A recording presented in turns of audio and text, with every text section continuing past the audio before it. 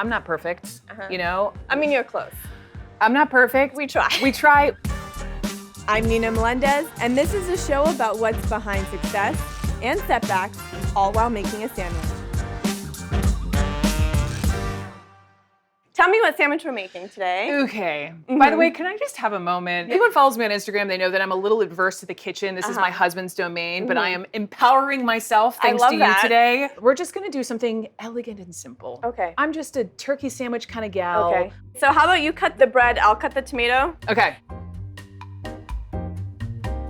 So, Brooke, you were born and raised in Atlanta, Georgia. Yes, ma'am. And you used to walk by the CNN headquarters and look up there as a kid and be like, one day I'm gonna work there. We would go, my family, to Braves games. We would take binoculars, and obviously, like, I was a big baseball fan, but at the same time, I'd be looking for Ted Turner and Jane Fonda. Because it was just like, it's freaking CNN, it's iconic. And what was it about journalism that attracted you?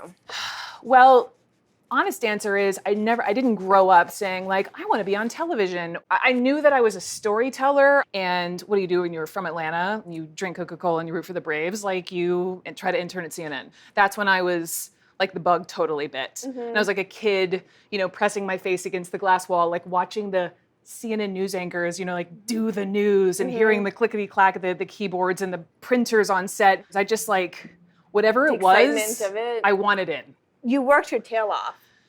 The 3 a.m. shifts. What's your opinion on paying one's dues? For me, when I graduated Carolina in 2001, I moved, you know, there are 200 TV markets, as you know, number one being the big city of New York and 200 being some small town in Alaska. And I was like, giddy up, 192, Charlottesville, Virginia, you know. So I started small with probably 5 people watching me, which was great because I totally messed up.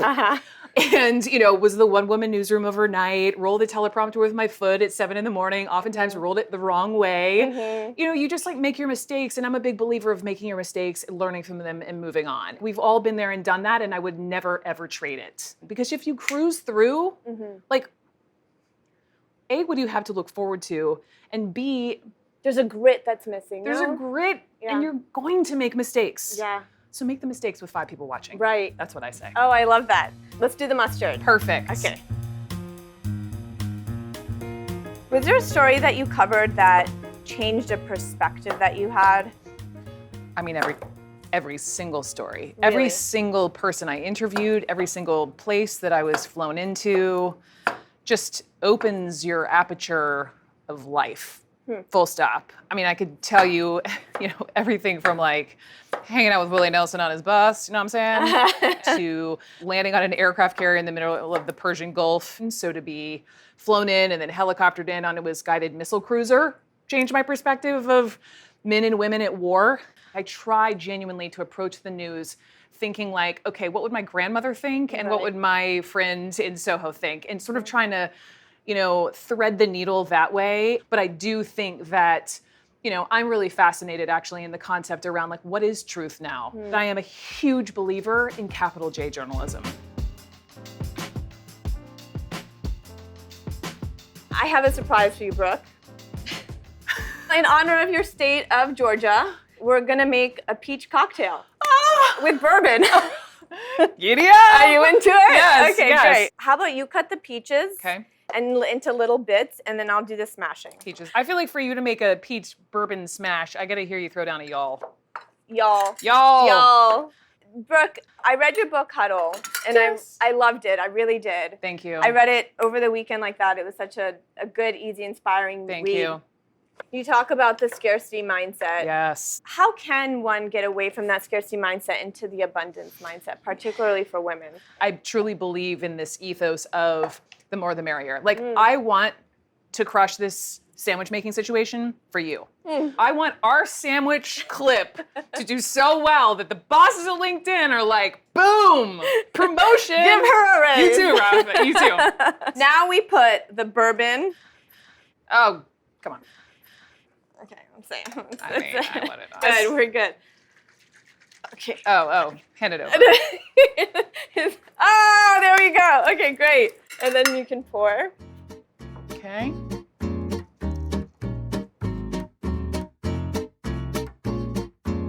You quit a year ago after 13 years. Looking back on that decision, A, how do you see it? And B, any advice for people who are thinking about leaving their careers and doing what you did? I'm gonna take issue with word quit, and I'm gonna pull a Serena Williams and Tell say me. I'm evolving. I'm fortunate to be in a situation where I didn't have to say yes right away. I wanna be incredibly intentional about what I choose and to make sure what I choose, and this goes to anyone watching, whatever it is, feels in full alignment with me. And so what I would say to people is if you can, take a beat. And the older I get, the more I realize I've come home to myself. Hey, here, let's try this Okay. sandwich. Can't wait. Look at how thick this is. Oh my gosh. Delicious. I have it with something like a little vinegar. Ah, like the salty, It's good. the vinegar. Cheers, sister. To huddling. Cheers, Brooke. To huddling. To huddling. So I know you don't like breaking news banners, but if this were a live TV show Yeah. and we had breaking news down here and it said, breaking news, Brooke is, how would you fill that banner? Showing up as her full self. Cheers! Amen to that.